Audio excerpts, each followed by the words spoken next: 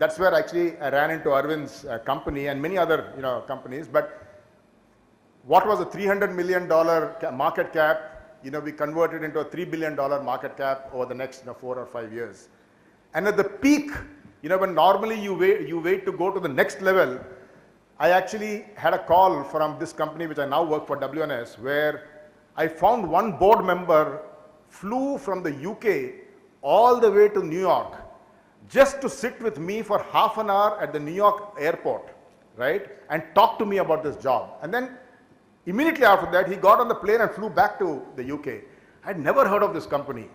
And I said, you know what, if somebody's made this kind of effort to be there, right, I must look into this company. I looked at it, I actually found it had huge potential, had lost its way, and then focused on differentiating ourselves, took the job, differentiated ourselves in the marketplace, and as of now, what was $300 million of valuation is now more than $1 billion of market cap. So I also want to mention that one of the things that I'm doing along with a number of other friends from DB and others, other places, is now creating the new business process momentum in India. So we're driving 3 very big initiatives at a country level. One is rebranding the entire BPM industry. Traditionally BPO is known as low-end commodity call center. People have not understood that we actually employ more accountants, statisticians, PhDs, doctors in this industry than many other industries. The second is we are creating a new ecosystem for talent, where we are actually going to various colleges, schools, and now driving curriculum and course development.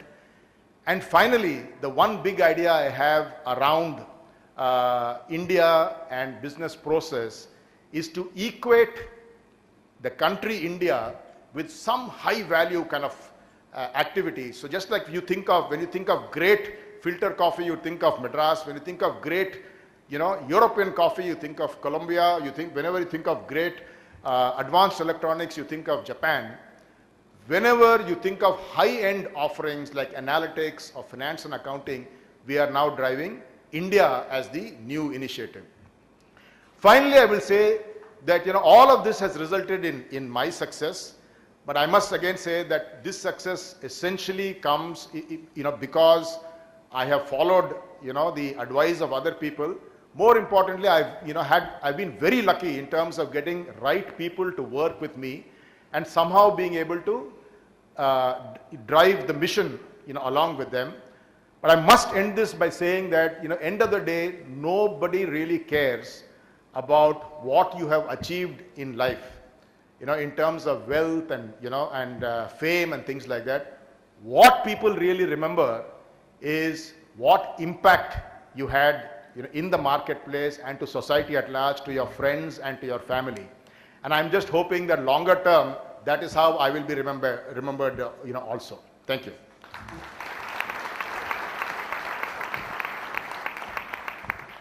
Thank you, Keshav, for that very inspiring formula of success from your own personal example, and for the fact, the punchline, that it's the transformative value you bring to your context, to your society, that makes a difference, not necessarily the accumulation of wealth or the balance sheets that you produce. Vaiji Mahendran, while he was speaking, told me that here is our man. This turnaround man is what we need for the film industry in Tamil. It's in such a bad shape that it needs to be turned around. So I think he's going to have a private deal with him about how to turn the Chennai film or the Tamil film industry around, and I'm sure he'll rise to the occasion. Wonderful thoughts there. The name Pidambaran came up, one of the best teachers we've had in Hindi. Such a dedicated man. I remember him after school hours. He used to have extra tuition hours in school, not for any payment, for those who are weaker in Hindi. And none of them wanted to take that tuition. So you'd see him running all over the ground, grabbing those people and dragging them to class to take that tuition. And you don't find teachers of that commitment, that dedication anymore. What a man, what a legend he was. Well, we'll move on now. How are we doing? Are we doing all right? Is this going well? Great, okay. Great. I think we're also doing well time-wise.